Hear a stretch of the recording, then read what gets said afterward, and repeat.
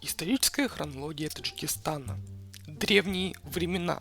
В основном все события происходили на западе Таджикистана, в нескольких долинах, там где Худжанд, Душанбе, Куляб и, конечно же, Курган-Тюбе или же Бахтар. Проблема Таджикистана заключается в том, что на востоке этой страны находятся огромные горы, на которых ничего невозможно ни вырастить, ни построить.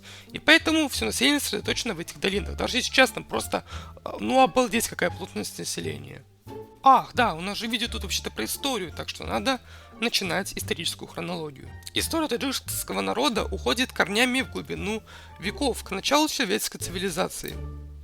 К мезолиту, это примерно 5-7 тысячелетие до нашей эры, относятся два найденных археологами культурных слоя поселения Туткаул около Нарека. Заселение в Высокогорье началось еще в каменном веке. Об этом свидетельствует стоянка бродячих охотников Ашхона на восточном Памире на высоте 4200 метров. В гроте шахты обнаружены наскальные рисунки, относящиеся к раннему неолиту.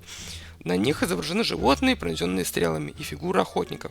Предки таджиков занимались не только охотой, но и скотоводством и земледелием.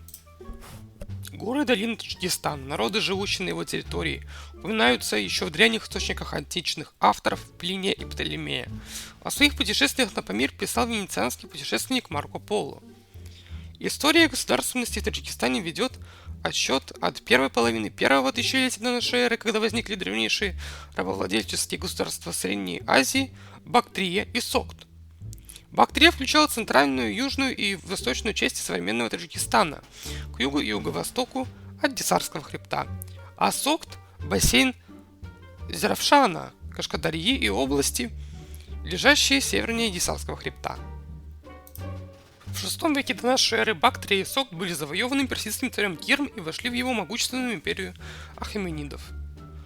Далее следует череда захватческих войн, в результате которых в IV веке до нашей эры эти плодородные земли стали частью государства Александра Македонского. В III веке до нашей эры государство Селевкидов. Позже из состава Селевкидского государства уходит Греко-Бактрийское царство, куда и вошла территория современного Таджикистана.